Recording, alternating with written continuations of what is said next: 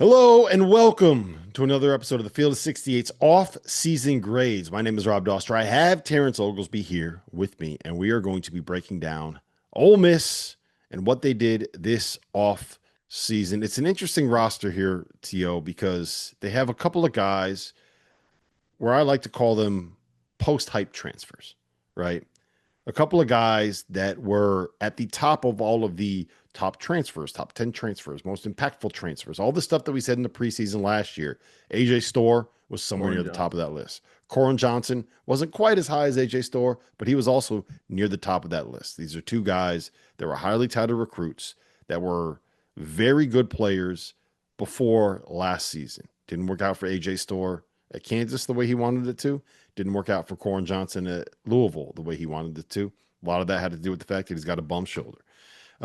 Chris Beard also added James Scott, who I love. He also added Keza Giffa from High Point, who I really like. Travis Perry is one of your favorite players because he can shoot it. Niko Bundalo from Serbia, a 4-star freshman that had some kind of 5-star buzz for a while. They got an overseas kid. Malik Dia is back. There's a lot of pieces to be interested in here. The question is Tyler Jordan, Tyler Jordan. underrated freshman. I don't know how much he's going to contribute on year one, but that dude, oh, Yeah. screams long-term potential. Yeah. So my question to you is, are you buying it? Are you buying what Chris Beard has put together here with this roster? I don't know. That's where I'm at, right? I'm not going to say flat out no because the talent's there and it's evident. Like Corin Johnson can play, but was hurt last year. He basically, I'm not going to say he took a year off because he played and then just didn't all season long. So if this were, and I'm thinking about what you said, if this were last year, 2 years ago, and they grabbed these transfers, everybody'd be like, oh man, he's putting together a really talented roster. But these guys haven't panned out the way we really thought. I think the guy I keep coming back to is AJ Storr, who I thought coming out of high school, I was like, man, this guy's going to score a ton of points. And then he goes from one place to the next place to the next place to the next place. I don't think he spent 2 years out of school. Matter of fact, I know he hasn't. What was it? St. John's, Wisconsin, Kansas, now Ole Miss, and 4. Mm-hmm. And I think before that, he played at like 7 high schools. So don't plan on him hanging around for all that long. He's going somewhere else next year. That all being said, he is talented. That's never been an issue. And I'm not sure he really flourished in what Bill Self liked to do at Kansas. But we've also seen him play really well at other spots. So really, he's been more of a fit sort of situation. In the right fit, he can be good. Same with Corin Johnson. In the right fit, he can be good. James Scott, who is a lob threat only, could be really good if you kind of give him a little leeway because he has natural talent. We saw him down in the Bahamas in person. Like he just does a lot of really good things that contribute to winning. And I think he just overplayed his hand at Louisville. So he ends up leaving and landing at Ole Miss. Can he compete in the SEC? He's pretty frail. So, like a lot of these guys, in my opinion, it's like, yeah, that might work. That's what makes me nervous about Ole Miss when in terms of their personnel. But what doesn't make me nervous about Ole Miss is the fact that Chris Beard's still the freaking head coach. And anytime Chris Beard's the head coach, they're going to be able to figure it out. I just wonder, like on paper, we used to call them layup line All-Americans. Like they look great in warm-ups. Like this looks like a really good roster, but there hasn't been a ton of production, at least over the course of last year. So really the only guy that averaged double figures last year was Giffa.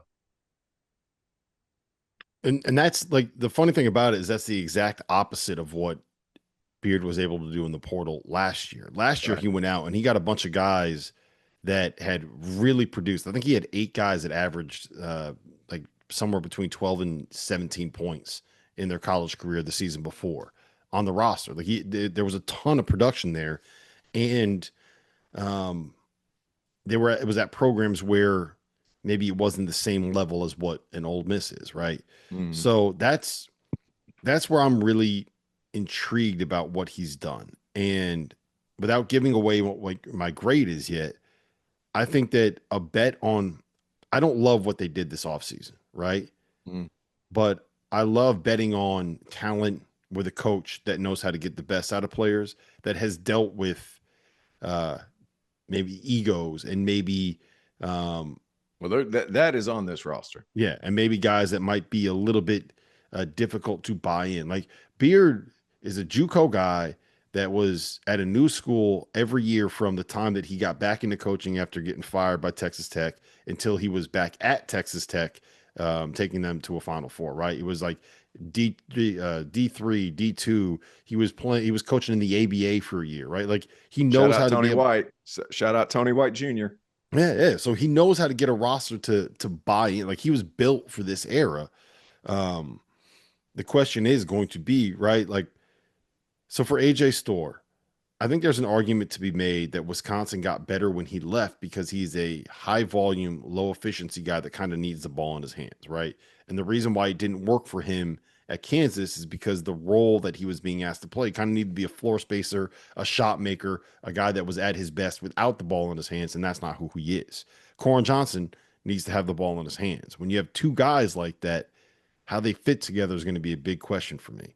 And if you're betting on someone to get it out of them, it's Chris Beard. So like I get what they did. On paper, I don't think it looks as good as maybe some of these other teams and what they've done in the offseason. But I think that there is a ceiling here for Ole Miss. There's also a pretty low floor. Yeah, and to be honest with you, it's a little bit scary. AJ Storr hasn't been good since he was at St. John's. Let's just call it what it is. Whenever you take a lot of shots and you don't hit a lot of shots, does that make you a good player or a bad player? He's been up and down. At Wisconsin, he was a 43-32 guy. He got rocks up. And like you said, they got better after he left. Like, at what point, like, does it contribute to winning? In my opinion, good players contribute to winning. Are you better when you're on the floor for your team? And I can honestly say that I don't know that that's been the case for AJ Storr for all those tools. And I was one of the biggest AJ Storr guys when he came out of high school because you see those natural tools. You see the 6'7", you see the 205. Like, are you going to contribute to winning? That's your biggest question. If you're AJ Storr, do you help your team win games? And up to this point in his career, I would venture to say no. So, like, is Chris Beard going to be able to get that out of you? And quite frankly, are you willing to buy into the fact that that needs to change? Yep. That's a big thing because that matters whenever you continue past when you play in college. You're going to be listed at he's going to be a senior this year. Like, has the team been better with you on the floor? That's my biggest concern. Like Corin Johnson, kind of the same deal. I'm just saying, I'm a little bit more negative than I am positive with this one. I think Travis Perry was an underrated pickup because I think he's just going to be a really good player at Ole Miss for a good amount of time. Is he going to average 25 points? I think he's like the all-time leading scorer in the state of Kentucky. I think he scored like 7,000 points in high school, and they just had better players in front of him at Kentucky. Does this open up his game playing in Chris Beard's type of structure? There's a whole lot of maybes, but I'm telling you this, like those two guys that you mentioned, the freshmen, Bundalo and Jordan, they're dudes now. Yep. And how soon are they going to be dudes in a league that's not good to young people? If you haven't heard by now, we have partnered with BetMGM for the season. We'll be using BetMGM lines to make all of our picks, and we'll have special offers for the listeners and the viewers. Download the BetMGM app and sign up using the bonus code FIELD. Deposit at least $10 and place your first wager on any game, and you'll receive up to $1,500 in bonus bets. Go download the BetMGM app and use the code FIELD today. Yep. I'll also add, they brought in a kid from the French league, Elias Camerdine, I believe is how you pronounce it. 6'5", athletic shooter. He is a guy that can be more of a role player. And I think someone like a Corey Chest is going to be out there to do a job and play a role. And I think James Scott's combination with Malik Dia at the 5 is both those guys they know who they are, right? You're not expecting to get 30 shots a game if you're Malik Dia or you're James Scott. So I do get it in that sense where you have guys that can kind of come out there and do a job. Like that's my concern, right? Like you have two superstars. Is this the first uncomfortable team we've done to where it's like, I don't know. This is the first one where I'm just like, I'm not sure that this is going to work. Yeah. And the reason why I think it's an interesting conversation and the reason why I think it's worth considering them as a potential tournament team is because of the guy on the sideline. Absolutely. Like point blank period. Like he's going to find a way to make this be something that clicks. And let's talk about a little hypothetical here because I think the X factor, Love like, hypotheticals. Love I, them. I think the X factor, we've both kind of said it is like, can you get the best out of Corin Johnson and AJ Storr? Point blank, period. Both those guys are, tell me if you disagree, are all SEC caliber talents. I think when it comes to like just raw ability, AJ Storr is a guy that should be in the conversation for all SEC if he plays his best. Corin Johnson is a guy that should be in the conversation for all SEC if he plays his best. And if Yep. you can get those two guys playing at that level, then you're a tournament caliber team. If Corin Johnson is not what he was prior to heading into last season, and AJ Storr is what he was last year at Kansas, then it's going to be a long year in the league as good as the SEC is. I agree.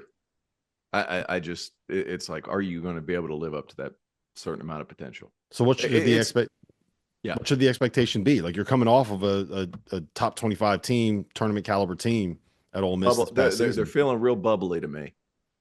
They're feeling real bubbly to me, and maybe on the wrong side of it. Interesting. So that would be that. And I think there's a lot of just really good teams throughout the country this year. And there's no way, like, how many teams does the SEC get in this year? Were they at 14 last year? Yeah, I mean, they're I mean, like, what are we doing? There's going to be a lot. There's going to be a lot. I would have them. So I don't know where you stand on it. I think that Florida, you probably have to pencil in as the favorite in the conference, right? And then for me, Arkansas, Alabama, Auburn, Kentucky, Tennessee are all kind of in that next tier. And I think that those are the teams where you look at can all compete for an SEC championship. You got to give the nod to Florida as the favorite in the preseason, but there's 6 other teams to me that if you were to tell me, yeah, that's that's 7 right there. Yeah, that you were to tell me saying a shoe in. Yeah, that if you were to tell me you think they're actually the best team in the conference, I probably wouldn't argue too much. Then you got like Oklahoma is sneaky good this year. Texas A&M, we just talked about them on a previous episode. They're sneaky good. LSU signed some sneaky good players. Yeah, Missouri's bringing back Mark Mitchell, and they were good last year. Mississippi State's got Josh Hubbard back, right? Texas just hired Sean Miller, who can coach his nuts off. Like, there's a chance. Yeah, there's a lot of questioning here. There's a chance that Ole Miss is, and I'm not saying that this is going to happen, but would you be shocked if Ole Miss was like the 13th best team in the SEC next year? No, I wouldn't be shocked. There's a lot of teams. There's 16 teams in that league. Like, I wouldn't be shocked. Yep. But I also wouldn't be shocked if it all came together and they ended up like 5th. Yeah. Like that's kind of the balancing act that we're playing right now because of the potential as opposed to production. Like we make that argument all the time. Potentially, it looks like a really good roster. Production wise, at least last year, you could be skeptical. Yep. So the way that I'm kind of wrapping my head around it is just give them a grade, man. Quit. No. My grade from is my offseason grade is a B-, right? It's B-. That's higher than I thought you were going to do. Yeah, it's a B-, and the reason it's a B- is because you kept Chris Beard. There were job openings that were available that I think Chris Beard might have been very interested in, specifically one up in Bloomington, Indiana, and you kept him. He didn't take those jobs. He got some money, and he put together a roster that has some potential there. I also think this is the kind of season where they're going to pick off, like they're going to beat Florida at home and then lose at South Carolina. And then they're going to win a random game at Arkansas. And then they're going to go and get 25 pieced by Vanderbilt or something like that. Right. Like it feels like the kind of season where there's going to be swings, there's going to be high highs, there's going to be low lows. And that's just kind of what it is with Ole Miss this year. So you're not buying South Carolina is what you're telling me? I mean, they weren't very good and they lost a lottery pick. Like what am I buying? You went B-. I'll probably go C. And like guys, look now, like I have been extremely complimentary of Ole Miss over the past few years. You would attest to that, correct? I have been very much on the Ole. I am worried about this crew. I think they're talented, but there's a lot of stuff there. Not that Beard's the one that I keep coming back to, but this isn't about Beard, in my opinion. This is about the players that are coming in. C. Yep. Makes sense. A lot of it, a So lot of it is like, hey, AJ Store, get your shit together.